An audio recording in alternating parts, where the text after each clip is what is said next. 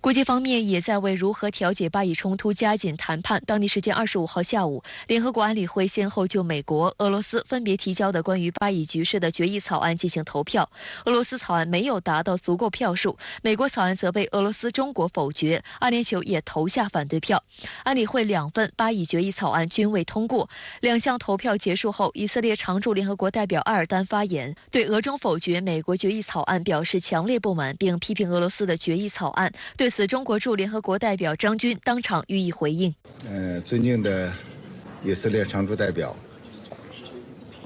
同以色列在这里辩论，不是我的本意。以色列把中国当成对手，也选错了对象。你应该明白，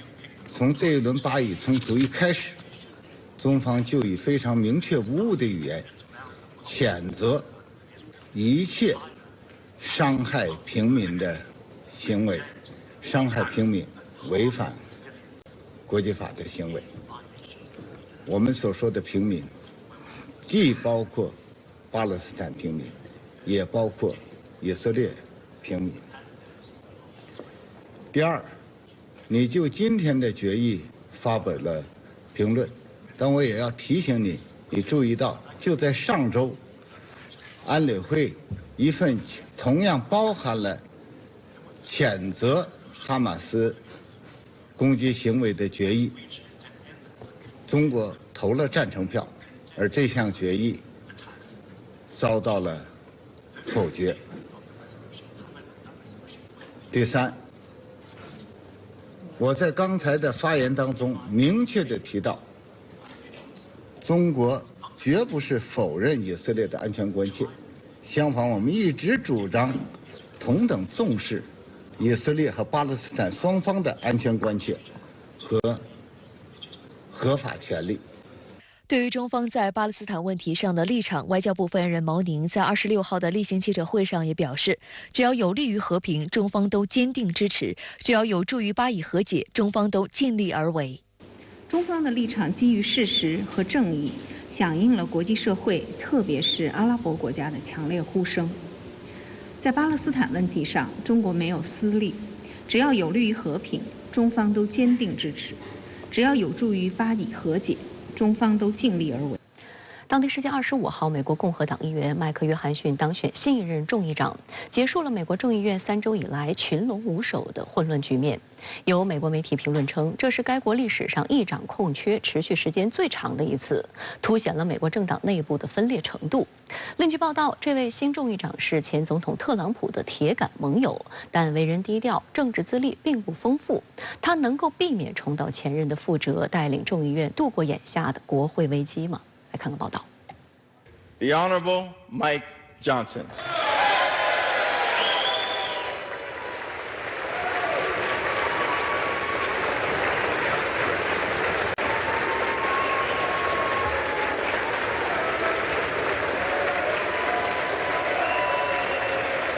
当地时间25号下午，在美国国会众议院议长选举中，众议院共和党人3周来推出的第4位议长候选人，身兼共和党会议副主席的麦克约翰逊获得过半数票数，当选美国第56任众议长，结束了众议院议长职位空缺3周的混乱局面。美国媒体称，这是美国历史上众议院开会期间议长空缺持续时间最长的一次，凸显美国政党内部的分裂和混乱。There were several dynamics at play here. For one, House Republicans simply exhausted themselves. Second, they ran through all of their top leaders, essentially, gave them all tryouts. They failed. And then they landed on Mike Johnson, who has allies and is well thought of in most every faction here in the House. And he is also liked and was endorsed by former President Donald Trump. 我觉得他之所能当选，恐怕跌破了很多人的眼镜。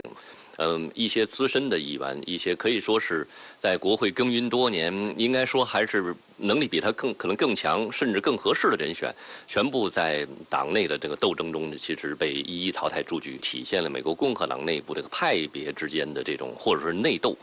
可以说已经上升到了一个匪夷所思的这一个地步。应该说也是美国国内政治现在，尤其是党派斗争的背景之下，美国政治的或者治理失效甚至失能的这么一个体现或者是象征。来自路易斯安那州的约翰逊今年51岁，在2016年首次当选国会众议员，被称为数十年来经验最浅的众议院议长。据美媒报道，身为众议院共和党会议副主席，约翰逊一直保持低调的公众形象，直到本周在党内议长提名后，才成为众人瞩目的焦点。他坚定支持党内极右派主张，包括反堕胎权及缩减对乌克兰援助等。此外，他还是前总统特朗普的铁杆盟友，曾在后者遭国会弹劾时辩护团队成员，并曾上诉要求推翻特朗普2020年总统选举落败的结果，但未获成功。实际上，就在本次众议长选举投票前，特朗普还在社交媒体上发文力挺约翰逊，表示强烈建议大家支持约翰逊，尽快让他选上。众议长在美国总统继承顺序中排名第2，仅次于副总统。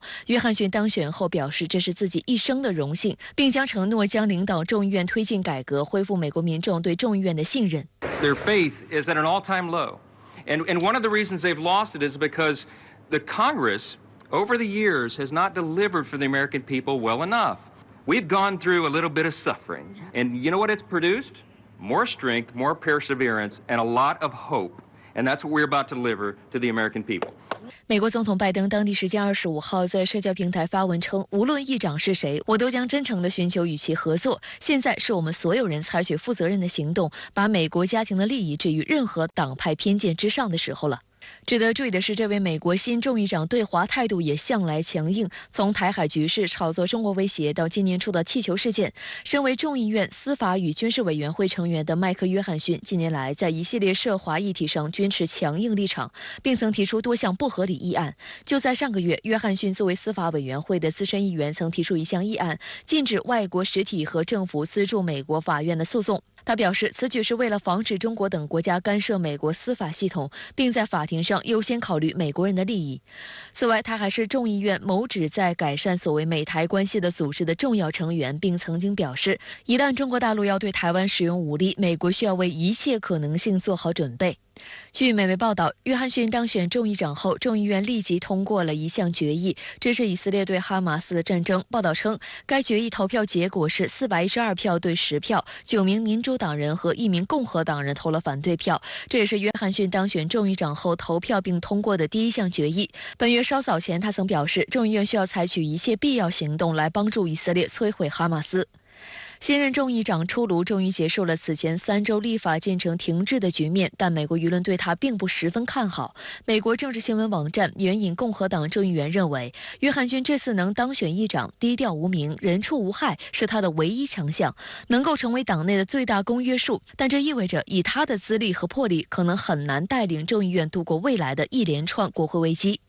有分析指，11月17号是政府部分关门即将生效，也是解决预算问题的最后期限。如何弥合党内党外分歧，制定满足各方意愿的2024财年政府预算？拜登此前提出的援助乌克兰和以色列的额外1000亿美元，到底批不批？单一众议员就能提案罢免议长的规则如何改变，让他自己避免重蹈麦卡锡的覆辙？这都是摆在美国新众议长面前的难题。此外，新众议长诞生后，参议院少数党领袖麦康奈尔和多数党领袖舒默却都对媒体表示自己跟约翰逊不熟。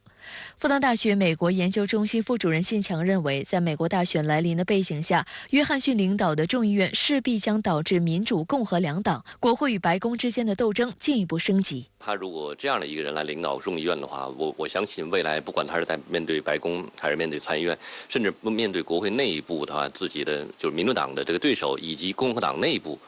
各方面的这个利益之间的协调啊，或者说是妥协也好，它将面临着非常严峻的挑战。现在其实众议院或者是美国政治现在面临的困难，其实应该说是一种结构性的挑战，不会因为一个人上台以后就能够扭转或者是彻底改变这种态势。相关话题来连线特约评论员刘和平。刘先生您好。对于共和党议员麦克·约翰逊在美国众议院议长选举中获得220票并当选新任众议长一事，您作何解读？对于约翰逊在众议院前所未有的长达22天没有议长之后，终于当选了美国众议院新一任的议长，我有这么几个方面的观察与思考。第一个是，由于此前被特朗普视为铁杆心腹，并得到特朗普大力支持的乔丹，经过几轮投票都未能如愿当上众议院议长，因此虽然约翰逊也被视为是特朗普的政治盟友，并得到了特朗普的公开背书。但是我们却不能得出约翰逊的当选意味着特朗普在共和党内的影响力得到了进一步强化这样一个结论。约翰逊的当选只是共和党内一众议员为了避免众议院空转而不得不做出政治妥协的产物。相反，它意味着虽然特朗普仍然获得了共和党内绝大多数普通党员的支持，但是共和党内相当一部分政治精英已经不太卖他的账了。那么第二，从共和党内的前众议院议长麦卡锡被党内激进派罢免，以及这20多天来先后有4位共和党籍议员决除众议院议长一职，最终都败下阵来中，我们可以看出，共和党内的政治精英们不仅普遍缺乏互信，而且几大派系之间内斗得非常严重。尤其值得注意的是，共和党内围绕着众议院议长之争而产生的这波内斗，还是在美国面临着严重的内外部政治困局，也就是内有2024年财政预算案通不过，政府面临着关门的危机，外面有俄乌战事陷入焦灼，以巴冲突烽烟再起的情况下发生的。在这种火烧眉毛的情况下，共和党内的政治精英们却在党内斗得死去活来，这的确是让全世界看得目瞪口呆。那么，在麦克约翰逊终于当选众议院议长之后，共和党内以及美国白宫与国会之间的内斗是不是就会告一段落了呢？我认为不仅不会，相反，麦克约翰逊终于当选众议院议长，还意味着共和党内的激进派与温和派、美国白宫与国会以及民主与共和两党新一轮政治斗争的开始。新一轮的政治斗争将会立马围绕着2024年度的财政预算案以及拜登政府提出的支持乌克兰与以色列的紧急援助法案这2大战场而展开。而且新一轮的政治斗争不仅会深刻地影响美国的内政，还将影响到国际与地区局势的走向，尤其是会影响到俄乌战事以及以巴冲突的走向。我们知道，被号称为党内温和派的前众议院议长麦卡锡，是因为为了避免政府关门，而在临时拨款法案上与拜登政府达成了妥协，而遭到党内的强硬派动议罢免，并被民主党籍众议员给联手做掉的。而被号称为共和党内强硬派与挺特朗普派的约翰逊，在当选众议院议长之后，势必会对拜登政府与民主党采取更为强硬的态度，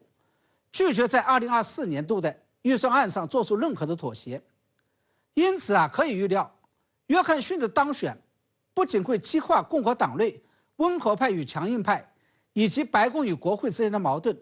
还极有可能会让美国白宫在下个月中旬面临着新一波的关门危机。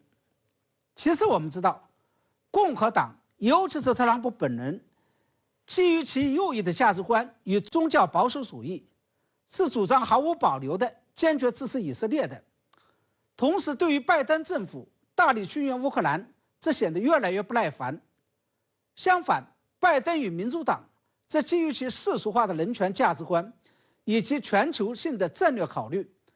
不仅在支持以色列方面显得没有那么积极，而且为了避免导致大规模的人道主义灾难，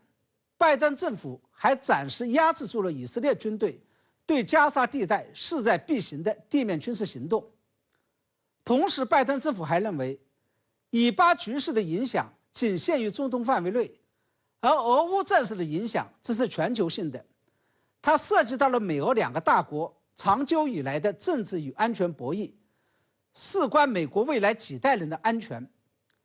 正是因为这个原因，拜登政府为了达到军援乌克兰、打败甚至拖垮俄罗斯的目的，还企图将对乌克兰600多亿美元的军事援助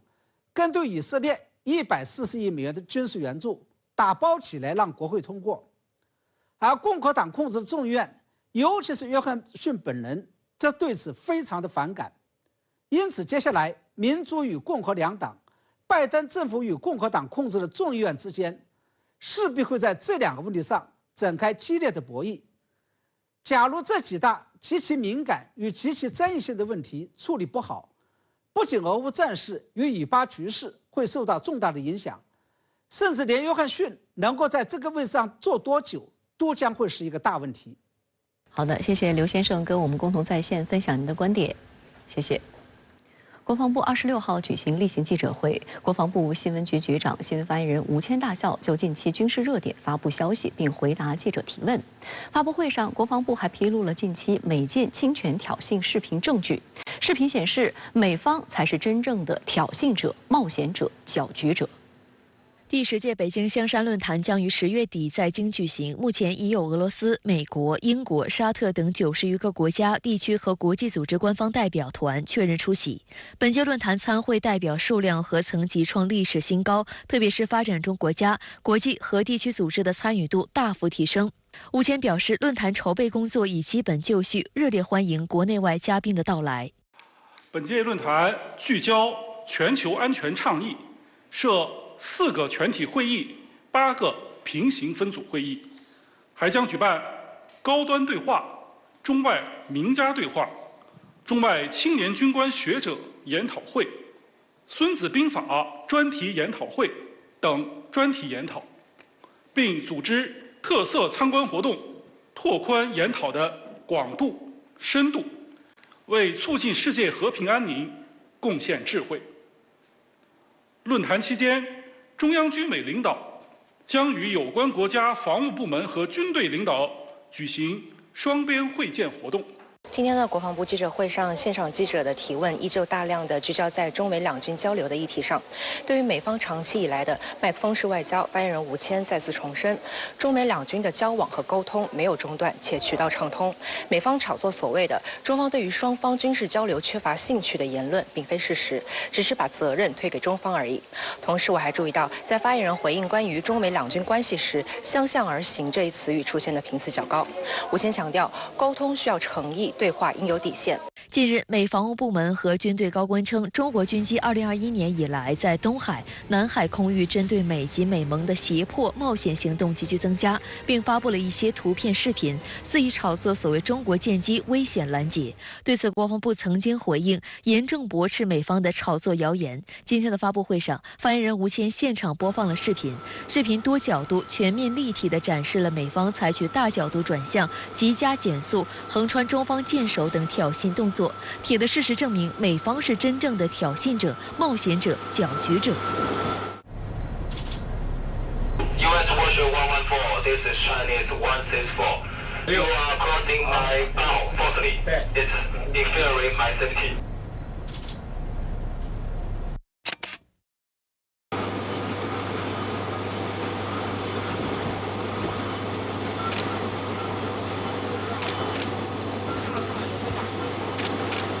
类似的视频呢，我们还有很多。今天呢，出于这个时间关系呢，我就不一一的展示了。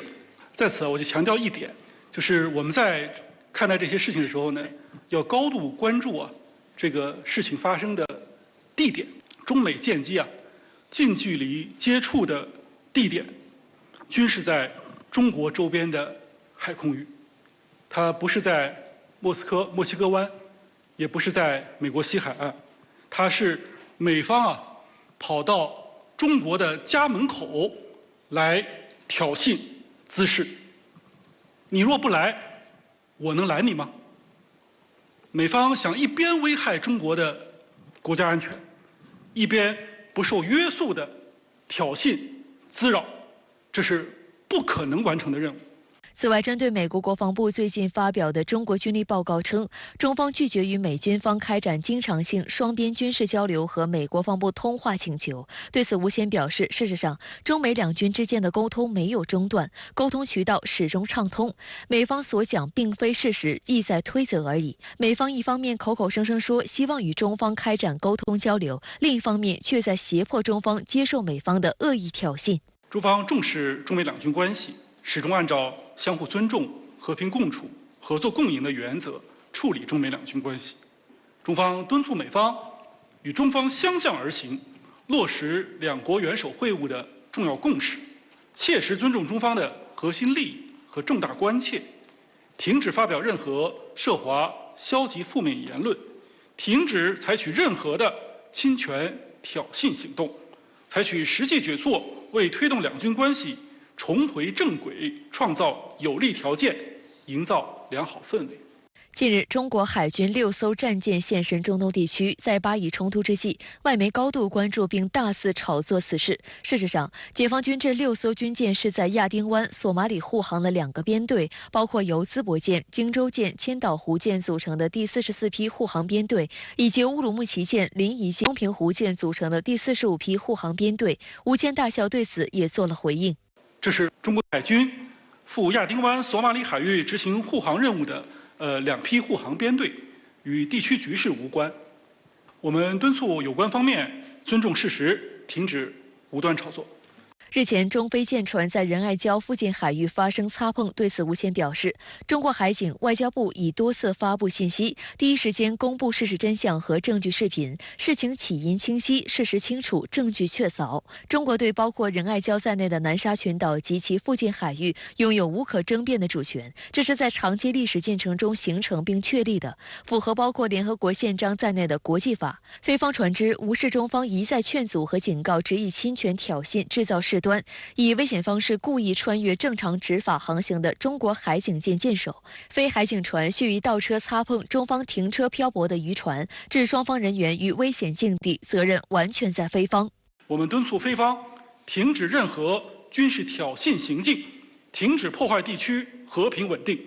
中国军队将一如既往，坚决维护国家的领土主权和海洋权益。